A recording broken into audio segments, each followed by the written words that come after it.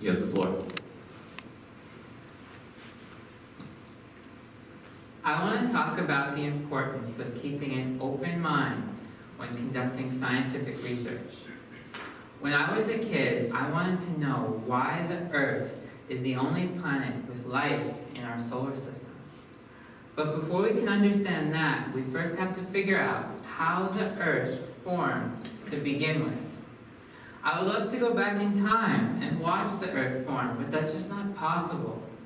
The only thing I can do is look for planets that are still forming around other stars, stars that are much younger than our sun.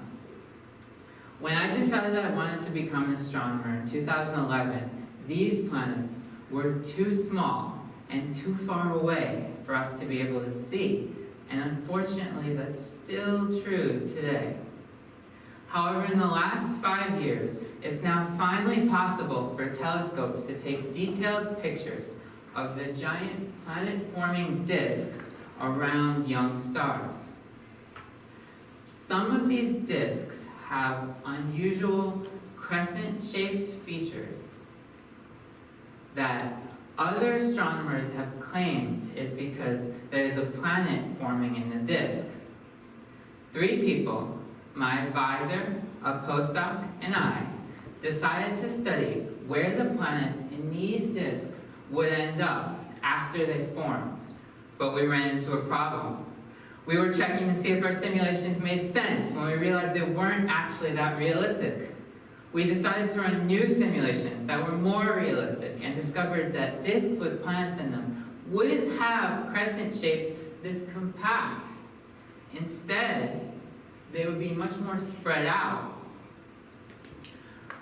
We submitted our results, and a few months later, someone came to me and my advisors and told us they had discovered a new image of a disk that looked just like the ones from our simulations.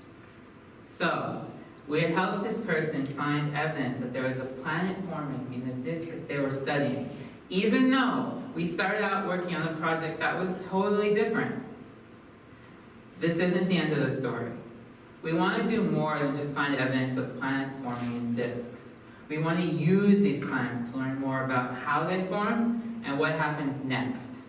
And in these other disks, if planets aren't causing these compact crescent shapes, then what is? It's okay if we don't know the answers to these questions or even which direction to take. Following a logical scientific method will guide us to learn more about other planets, the Earth, and the world that we live in. Thank you.